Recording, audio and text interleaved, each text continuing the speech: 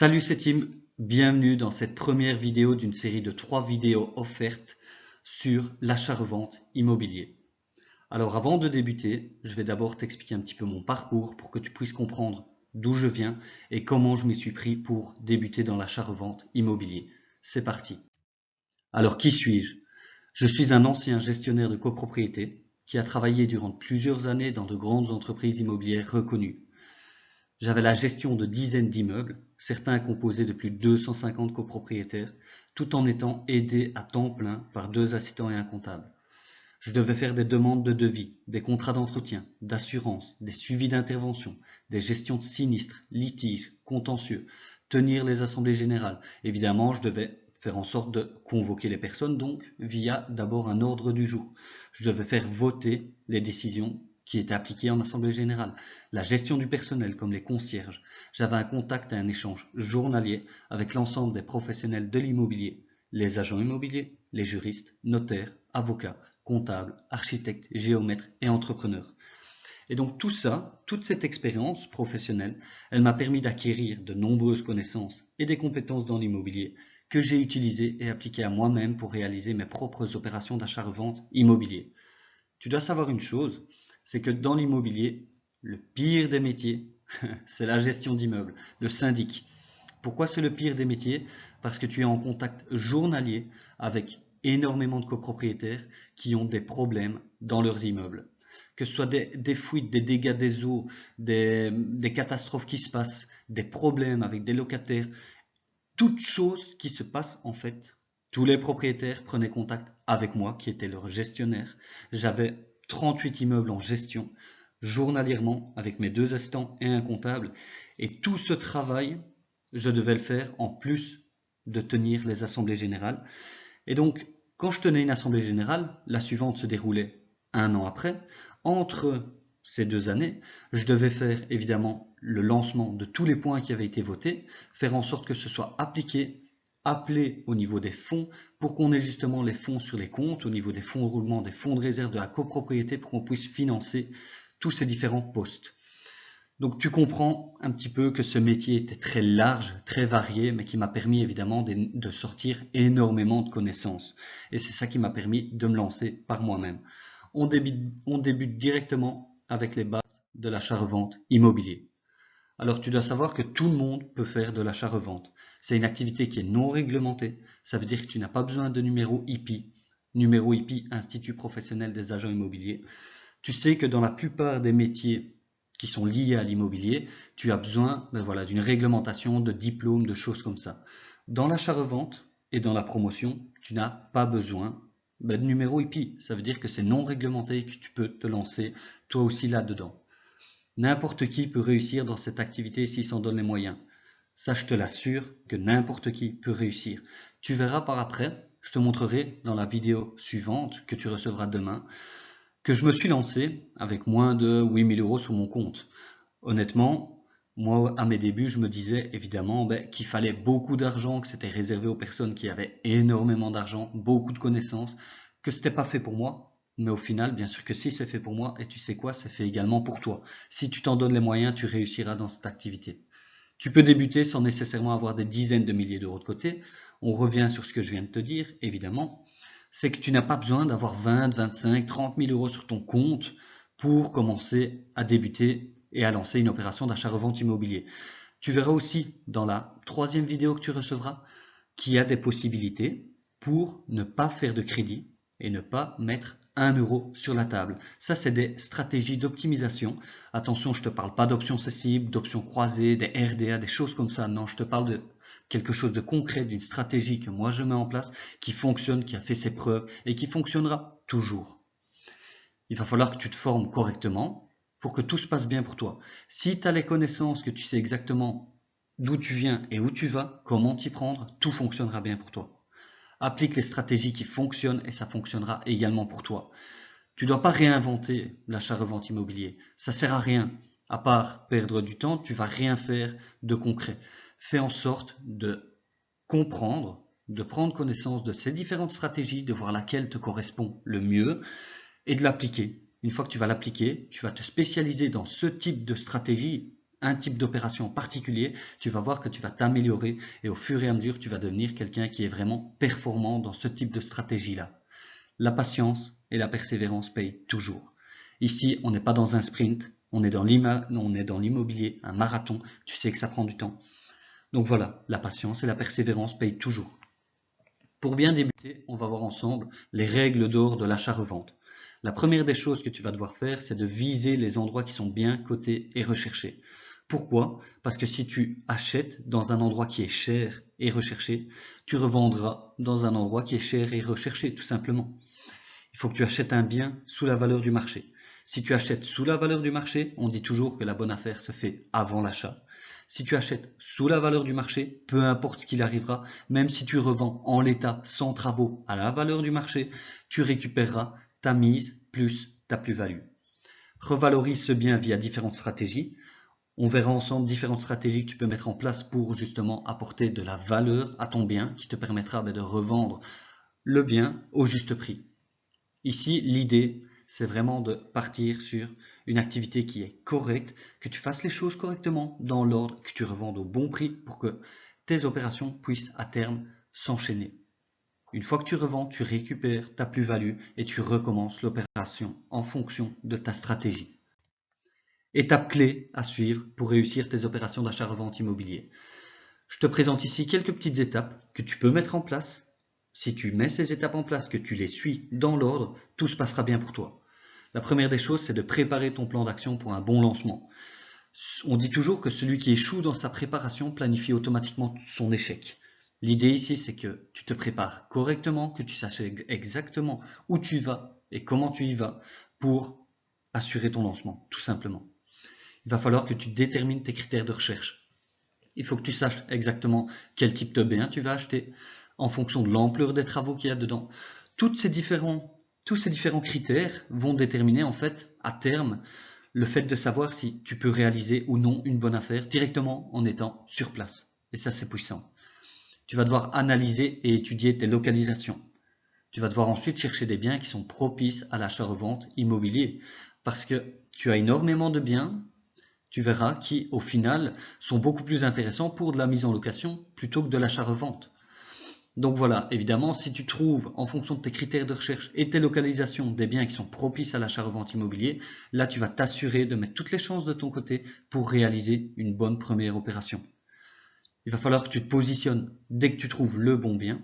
Le bon bien, ça implique évidemment que tu vas devoir faire beaucoup de visites pour affiner ton œil, pour savoir à terme déterminer si oui ou non, directement le bien est une bonne affaire ou non. Tu vas devoir valider la faisabilité technique et financière de tes opérations. Ça évidemment, au niveau technique et financier, financier tu le sais bien, comment faire pour financer ton opération. Et au niveau de la faisabilité technique, si tu veux partir par exemple sur des divisions, est-ce que la nature du sol d'un terrain que tu décides de détacher, est-ce que c'est possible de construire dessus? Quelles sont les contraintes administratives, techniques, toutes les choses que évidemment tu vas devoir analyser. Est-ce que ça peut le faire pour que, à terme, toi tu puisses revendre tout simplement, par exemple, un terrain à la découpe? Tu comprends? Ensuite, tu vas devoir négocier en fonction de tes prix et tes conditions qui vont te protéger en fonction de ta stratégie, de ton opération. C'est toi qui décides évidemment de tes propres conditions. Il faut que tu sois certain de mettre les bonnes conditions, que tu n'exagères pas non plus, que tu n'en mettes pas 20 parce que sinon, je te l'assure que ça va être compliqué pour toi de faire passer évidemment tes offres. Mais tu verras qu'il y a certaines conditions que tu dois absolument mettre pour t'assurer ta propre réussite et pour minimiser au maximum tes risques. Ensuite, tu vas devoir préparer ton dossier de financement pour justement pouvoir acheter ce bien en vue de le revendre par après. Tu vas acheter et revaloriser le bien en fonction de ta stratégie. Là, évidemment, tu as différents types de stratégies, comme je te le disais, on verra ça plus tard. Mais voilà, tu auras peut-être de la construction, de la surélévation, de la division, du réagencement de pièces. Toutes ces différentes choses-là, tu vas devoir revaloriser en fonction de ta stratégie. Donc, tu auras différentes choses à devoir mettre en place, évidemment. Tu vas devoir revendre efficacement ton bien, faire une bonne commercialisation, savoir déjà quand il faut remettre ton bien en vente. Il va falloir que tu le remettes déjà en vente avant d'avoir signé ton acte d'achat pour gérer au niveau de tes délais et de récupérer le plus rapidement ta plus-value. Et l'idée, c'est qu'à terme, une fois que tu récupères ta plus-value, tu répètes le processus et que tu commences à mettre en place un roulement d'opération. Tu verras au début, il te faudra peut-être 1 à 2 opérations par an. mais à terme, tu pourras tourner à une opération par mois. Et là, ça va commencer à être puissant. Quelques chiffres. Alors ici, on est en Belgique. Et tu peux remarquer que le prix médian pour une maison de type fermé ou demi-fermé s'élevait à 245 000 € au troisième trimestre 2021. Le prix d'une maison de type ouvert était 350 000, les appartements coûtaient 223 000. Tu vois ici en dessous, on a un tableau 2019, 2020, 2021. Tu peux remarquer l'évolution du prix. Évidemment, ici, c'est une moyenne. Ça veut dire que tu ne dois pas te baser là-dessus, évidemment. Chaque bien est différent. Chaque bien se revendra à un prix différent, s'achètera à un prix différent. Ici, c'est des moyennes pour que tu puisses bien prendre conscience que l'immobilier, quand tu regardes année après année, ça ne fait que prendre de la valeur. L'immobilier, valeur sûre, valeur refuge, tu dois absolument te mettre dans l'immobilier. Il n'y a pas d'autre possibilité. C'est ce qui est le plus sûr et qui te permettra à terme de sortir. Mais évidemment, la plus-value que tu mériteras en fonction du type de stratégie que tu mettras en place. On voit ici par rapport à la région wallonne, c'est la moins chère.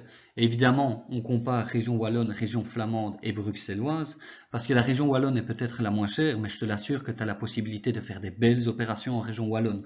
Moi d'ailleurs, c'est ma région, et c'est là que je me concentre uniquement pour faire des opérations. Je ne regarde pas au niveau de la Flandre, au niveau de Bruxelles. C'est pas mes localisations, donc je ne vais pas là-bas, tout simplement. On remarque pareil, hein, au niveau de la région wallonne, 2019, 20, 21, tu peux remarquer évidemment au niveau de l'évolution des prix, ça ne fait qu'augmenter. Pareil pour la région flamande, sauf qu'ici tu vois que les prix sont déjà un petit peu plus élevés, tu vois qu'on commence à monter, et évidemment on termine avec Bruxelles, où là on ne parle pas de même budget, évidemment. Quand tu regardes des maisons de type 2-3 façades, qui se revendent par exemple en 2021 481 000, on vise plus les régions qui sont un petit peu plus huppées de Bruxelles, comme Ixelles, Uccle, tu vois, des régions qui sont assez chères, où le prix au mètre carré est très élevé.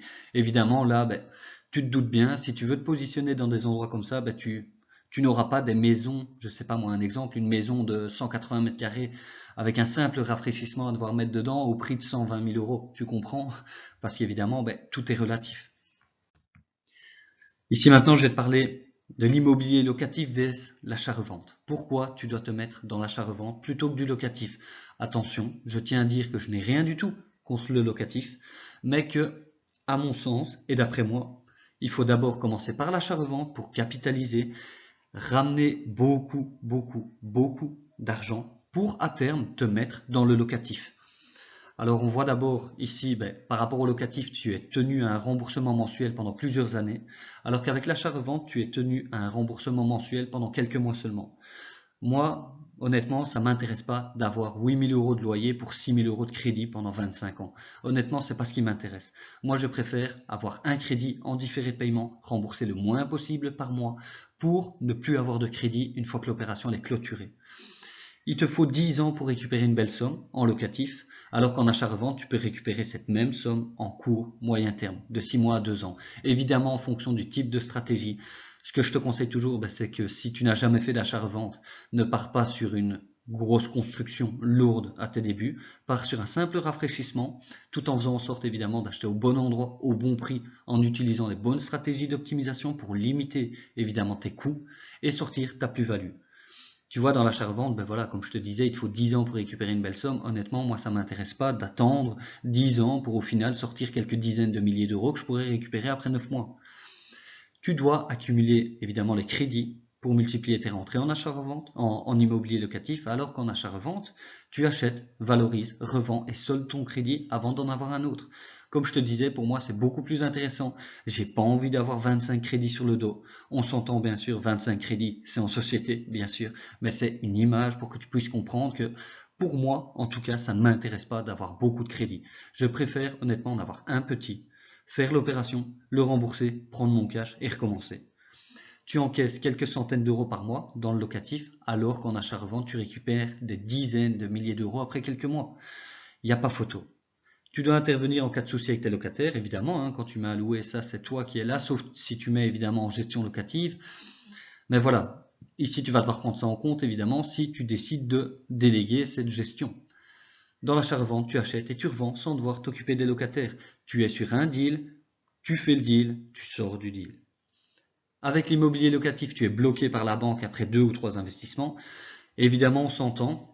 Ici, ta capacité d'endettement 33% assez classique. Si tu te mets et que tu as une situation, ben voilà, je sais pas moi, tu gagnes 1005, 1008 par mois net, après 2-3 investissements, je te l'assure, après 2-3 crédits, tu vas être complètement bloqué. Bien sûr que tu peux aller plus vite, bien sûr que tu peux solder un crédit pour te mettre sur des immeubles de rapport, mais l'idée ici, c'est de ne pas devoir enchaîner 5, 6, 7 crédits pour commencer à sortir une petite somme qui devient confortable. Il faut ici par rapport à l'achat-revente, tu es libre de faire autant d'opérations d'achat-revente que tu le souhaites. Et c'est ça qui est puissant. Et tu verras dans les opérations, dans les stratégies d'optimisation, tu es vraiment libre de faire autant d'opérations d'achat-revente que tu le souhaites. Ça, je te l'assure qu'avec en tout cas ma stratégie, moi ce que je mets en place, c'est pas moi qui m'occupe de faire les crédits, c'est pas moi qui mets 1 euro sur la table, c'est pas moi qui rembourse mensuellement, mais c'est moi qui prends 50% net de l'opération. Et ça, c'est puissant. Dans le locatif, le montant du loyer, il est plafonné, alors que dans l'achat-revente, tu détermines le montant que tu veux gagner sur chaque opération. Et ça, c'est puissant. Maintenant, on va voir ensemble un plan d'action pour bien débuter. La première des choses que tu dois faire, c'est déterminer tes propres critères de recherche. Comme je te le disais tout à l'heure, il va falloir que tu détermines quel type de bien tu vises, quelles sont tes zones de recherche, dans quel budget, quelle est ta stratégie d'investisseur. Il faut que tu choisisses ton secteur et le type d'opération que tu veux faire en fonction de tes compétences et de ce que tu aimes faire. Si tu aimes les travaux, tu peux partir sur des rénovations lourdes. Si tu n'aimes pas les travaux, fais en sorte d'avoir le moins possible de travaux via des stratégies, par exemple de division. Tu comprends, tu divises un terrain, tu revends un terrain à la découpe. Là, tu comprends que le géomètre va intervenir, mais tu vas pas avoir énormément de travaux, sauf si tu fais la viabilisation minimale. Ça, on verra plus tard dans les stratégies d'optimisation. Mais voilà, ici, tu minimises au niveau des travaux. Si par exemple, tu n'aimes pas l'urbanisme, eh ben là, tu vas pas partir sur des opérations de division. Tu comprends? Parce que, évidemment, si tu peux partir plutôt sur une rénovation classique qui te permet, voilà, de sortir un certain montant sans devoir passer par l'urbanisme, si toi, ça t'intéresse pas l'urbanisme, eh ben, tu passes pas par là, tout simplement. Donc, tu vas vraiment devoir déterminer le type d'opération que tu veux faire en fonction de ce que tu aimes faire. C'est le plus important. Ensuite, tu vas devoir analyser et étudier tes localisations. Tu vas devoir utiliser des stratégies d'analyse, faire des études de marché des villes qui t'intéressent, analyser les inconvénients et les avantages de chacune d'entre elles. Tu dois réaliser une opération dans un bon endroit pour éviter au maximum les risques. C'est très important. Ensuite, tu vas devoir analyser ta situation financière actuelle. Tu vas devoir réaliser un budget de tes rentrées et sorties mensuelles, réduire ou rembourser les crédits que tu as en cours, être au courant du montant que tu peux emprunter tout en rassemblant l'apport pour ta première opération. Comme je te le disais, si tu n'as pas la possibilité de faire un crédit, tu vas devoir te tourner vers d'autres stratégies. Je te l'ai dit aussi tantôt, tu as la possibilité de faire des options cessibles croisées. Ça, c'est pas ce qui m'intéresse, honnêtement, parce que ce type d'opération, et oui, tu peux revendre avant d'être propriétaire, c'est vrai que c'est puissant, mais pour faire passer une offre via option, je te l'assure que ça va te prendre beaucoup plus de temps que de faire passer une offre classique. Donc voilà, tout est relatif et tout est à voir en fonction de ce que toi tu veux faire. La suite du plan d'action. En quatrième, tu vas devoir estimer correctement le prix d'achat de tes biens. Il va falloir que tu connaisses les prix de revente de ton secteur avant d'acheter, c'est très important. Tu vas devoir prendre en compte l'ensemble de tes frais d'acquisition, de conservation et de revente, tout en déterminant la marge que tu veux sortir sur chaque opération. Comme je te le disais, la bonne affaire, elle se fait toujours avant l'achat. C'est très important d'estimer toujours exactement le coût que tu vas avoir mensuellement, tout ce que tu vas devoir payer. Tu vas ne jamais devoir faire mentir tes chiffres parce que si tu fais mentir tes chiffres, eh ben là, ça va aller très mal. On le voit ici en dessous, réaliser tes calculs de marge précis et honnêtes. Il faut que tu négocies tes prix, mais également tes conditions d'achat et de revente. Il va falloir que tu te protèges toujours et assurer tes coûts pour optimiser ta plus-value. Ne fais jamais mentir tes chiffres pour t'assurer un gros retour sur investissement. Si tu fais mentir tes chiffres, je te l'assure que par exemple, imagine que tu aies un devis travaux 60 000 euros et que tu te dises oui mais bon ça je sais faire moi-même, oui mais ça, ouais ça va, on va diminuer un petit peu, et qu'au final tu te dis ouais pour 45 000 je vais m'en sortir, et que toi tu avais un devis de 60 000, et qu'au final l'entrepreneur il te sort qu'au final il y a des avenants parce qu'il y a certaines choses qui ont été découvertes par après, et que par après tu arrives à 80 000 alors que toi tu avais prévu 45 000, je te l'assure que ta marge elle va être mangée directement et qu'au final tu vas juste ne rien gagner. Et ça évidemment c'est ce que tu dois absolument éviter. En sixième point, tu vas devoir réaliser une bonne affaire. Tu vas devoir connaître en profondeur les prix de ton marché, gérer tes calculs, développer ton réseau comme un professionnel, préparer et organiser tes visites correctement pour finir par savoir déterminer directement durant ta visite si le bien est une bonne affaire ou non. Tu dois absolument réussir ta première opération pour développer correctement par la suite. C'est très important. Ta première opération déterminera tout. Elle déterminera comment tu vas évoluer par la suite dans tes opérations suivantes. Donc tu dois absolument être certain de réaliser une bonne première opération. C'est le plus important. En septième, tu vas devoir valider les différentes faisabilités techniques et administratives de tes opérations. Tu vas devoir prendre connaissance des règles qui s'appliquent à chaque type d'opération et tu vas toujours devoir agir dans les règles, tout en suivant les différentes étapes dans l'ordre. Une opération bien maîtrisée et optimisée t'assurera tout simplement un bon développement, c'est comme ça que ça se passe. Ensuite, tu devras maîtriser tes travaux. Il va falloir que tu sois au courant de tous les frais qui sont liés à tes travaux, faire un bon suivi de chantier tout en verrouillant les entrepreneurs de la bonne manière afin d'assurer ta propre réussite. Tu ne dois pas laisser la réussite de tes propres opérations entre les mains d'autrui. Il faut toujours que tu gères ton opération. C'est ton opération, c'est toi qui dois sortir ta plus-value à la fin. Ne fais pas en sorte de tout déléguer aux entrepreneurs sans ne rien suivre. C'est très dangereux. Ensuite, tu vas devoir réaliser une commercialisation efficace au niveau de ta revente. Il faut que tu remettes en vente avant d'avoir signé ton achat, tout en choisissant les bonnes stratégies pour optimiser ta plus-value. La qualité de ta commercialisation est déterminante pour tout, évidemment. Si tu revends et que tu affiches beaucoup plus cher, tu vas voir que ton bien il va se revendre beaucoup plus tard. Ensuite, il va falloir que tu maîtrises ta fiscalité. Il va falloir que tu réalises des montages fiscaux, maîtriser tes délais, tout en faisant en sorte de diminuer au maximum tes taxations. Et ici, ça clôture évidemment ton plan d'action. Donc tu vois, ici on a vu ensemble 10 étapes différentes qu'il va falloir que tu mettes en place et que tu maîtrises pour être certain de réaliser une bonne première opération. Et maintenant, on arrive au fait de réaliser des opérations d'achat-revente étape par étape en partant de zéro. Alors, ici je vais te parler maintenant de ma formation, à quoi elle te donne accès.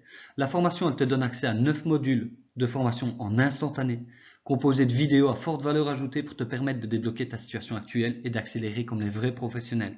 Je vais te donner les astuces qu'utilisent les gros investisseurs pour rafler le pactole via les stratégies d'optimisation. Tu auras accès également à plus de 50 documents qui t'aideront dans toutes les étapes d'un achat-revente immobilier. Et cette formation est mise à jour à vie et tu as un accès également à vie. Tu bénéficies de toutes les futures mises à jour de la formation totalement gratuitement afin que tu restes constamment à jour. La première chose qu'on verra ensemble dans la formation, c'est le fait de préparer ton lancement correctement. On verra ensemble comment clarifier ta préparation, définir tes propres critères de recherche, déterminer l'emplacement idéal pour réaliser un achat-revente, savoir comment analyser les villes qui t'intéressent sur base d'une étude de marché, tout en sachant exactement comment estimer rapidement la valeur de tes biens. Ensuite, dans l'étape 2, on verra ensemble comment réaliser une bonne affaire rapidement. On verra comment faire pour connaître les prix du marché sur le bout des doigts, comment gérer tes calculs pour déterminer ton PAM, qui est le prix d'achat maximum, comment développer ton réseau professionnel, comment être le premier au courant des nouveaux biens qui sont disponibles, comment préparer et organiser tes visites comme un professionnel, comment déterminer l'environnement et l'état général d'un bien sur place, déterminer également durant ta visite si le bien est une bonne affaire ou non, je te dirai comment on fait, tout en sachant tourner les inconvénients à ton avantage et en négociant comme un professionnel. Ensuite, on verra ensemble les gestions des étapes d'acquisition. On verra ensemble comment faire pour connaître les prix de revente des biens visités directement, comment gérer l'ensemble de tes frais d'achat, de conservation et de revente, en détail exactement quels frais tu auras pour ton achat, durant l'opération et pour ta revente. On verra tes techniques pour faire plus facilement passer ton offre. On verra également les conditions suspensives que tu dois insérer en fonction du type d'opération réalisée. On verra également l'importance des choses à réaliser avant ton achat et ensuite la liste des démarches que tu dois faire après ton achat. Parce que oui, tu as énormément de choses à faire avant l'achat, mais tu as aussi des choses à devoir faire après l'achat. On verra comment gérer ton financement comme un professionnel. On verra comment te préparer comme un pro avant d'aller voir le banquier, comment faire un dossier bancaire en béton, toutes les techniques pour réunir les différents frais d'acquisition. On verra les conditions que tu dois demander pour ton financement, ce que tu dois faire évidemment si tu fais un financement en professionnel, parce que à terme évidemment au début tu commences en particulier, mais après tu vas passer en société. Tu auras des financements professionnels et donc là tu te dirigeras vers d'autres personnes, comme on voit le point ici en dessous, te diriger vers les bonnes personnes en cas de complications avec un tiers également. On verra aussi ce que tu dois faire pour minimiser au maximum les risques encourus. Je reviens simplement par rapport à ce que tu dois faire si tu as un financement professionnel. Tu verras que par rapport aux particuliers, tu as différents types de crédits. Et donc, évidemment, quand tu es un professionnel, il faut que tu te diriges directement vers une personne qui est professionnelle et qui sait exactement de quoi tu parles. Et qui dit le fait de te positionner via un crédit professionnel dit évidemment qu'il faut que tu aies les connaissances et les compétences nécessaires pour que la personne en face de toi, elle te finance. Donc ça, c'est très important et on verra tout ça dans l'étape financement. Ensuite, on verra comment maîtriser l'urbanisme. On verra les différentes étapes que tu dois respecter, les façons d'agir pour ne pas te faire plumer, les différents documents essentiels que tu dois rassembler, les démarches que tu dois suivre pour obtenir facilement ton permis tout en gérant tes délais comme un pro. Tu vas voir qu'au niveau des délais, c'est le plus important. Si, imaginons, tu es une opération qui est en cours, que tu as une deuxième opération derrière, que toi, tu décides avant d'acheter la maison, imaginons que tu te positionnes sur une maison et que tu décides de revendre avant l'achat, il faut que tu sois certain que derrière tes acquéreurs, s'ils achètent, toi, tu dois être certain que tes délais soient corrects et que tu arrives à temps pour revendre après avoir acheté. Parce que si tu fais les choses dans un mauvais ordre, tu vas voir que tout pourrait se compliquer énormément et qu'au final, tu vas être complètement bloqué. Et ça, tu dois absolument éviter. Ensuite, on verra comment déléguer tes travaux sans te faire avoir. On verra ce que tu dois absolument faire avant de débuter tes travaux. On verra quel type de travaux tu dois réaliser, comment faire pour verrouiller tes entrepreneurs pour assurer ta sécurité et pour être certain qu'ils ne te la mettent pas à l'envers. On verra comment tu dois suivre aussi ton chantier tout en maîtrisant les différentes étapes comme un professionnel. On verra comment tu dois estimer directement le montant de tes travaux durant tes visites tout en assurant tes réceptions provisoires et définitives. Ici, il va falloir que vraiment tu assures toute la partie travaux de tes opérations. Surtout que tu sais que maintenant le coût des matériaux a énormément augmenté. Il y a certains types de travaux que tu dois faire, d'autres types de travaux que tu ne dois pas faire. Et donc évidemment, si tu fais des travaux que tu ne dois pas faire, la seule personne qui va gagner de l'argent au final, c'est l'entrepreneur. Et nous, ici, on veut absolument éviter ça. On veut que ce soit toi et moi qui prenions l'argent, tout simplement. C'est celui qui fait l'opération qui prend l'argent et c'est pas les autres. C'est celui qui fait l'opération qui gère la totalité de l'opération et pas un autre. On verra ensuite comment accélérer grâce aux stratégies d'optimisation. On verra ce que tu dois faire pour gérer ta trésorerie, tes délais et tes intervenants pour encaisser plus rapidement. L'idée, c'est vraiment de récupérer ta plus-value le plus rapidement possible pour savoir te remettre sur une deuxième opération et faire en sorte que ton roulement arrive à terme. On verra l'ensemble des étapes que tu dois suivre pour réussir chaque opération. On verra tout ce que tu dois savoir sur la division de maison, sur la division d'appartement et sur la division de terrain pour décupler ta plus-value. On verra ensuite comment optimiser ta revente comme un pro. On verra comment déterminer exactement tes frais de revente, comment appliquer la liste des choses à faire en fonction de la stratégie de revente utilisée. On verra quand tu dois revendre, être certain de revendre ton bien au meilleur moment, parce que tu as des moments où tu ne dois pas revendre, et tu as d'autres moments où tu dois absolument revendre. On verra c'est quand. On verra ce que tu dois absolument faire pour gérer ta revente. On verra également comment utiliser toutes les astuces disponibles pour revendre ton bien comme un professionnel et ce que tu dois faire également après avoir revendu ton bien. Tu verras, c'est comme pour l'achat. Tu as beaucoup de choses à faire avant de revendre, mais tu as également des choses à faire après avoir revendu ton bien. Et on terminera par ne pas te faire avoir par les taxes et impôts. On verra tout ce que tu dois savoir sur les différents types de taxation.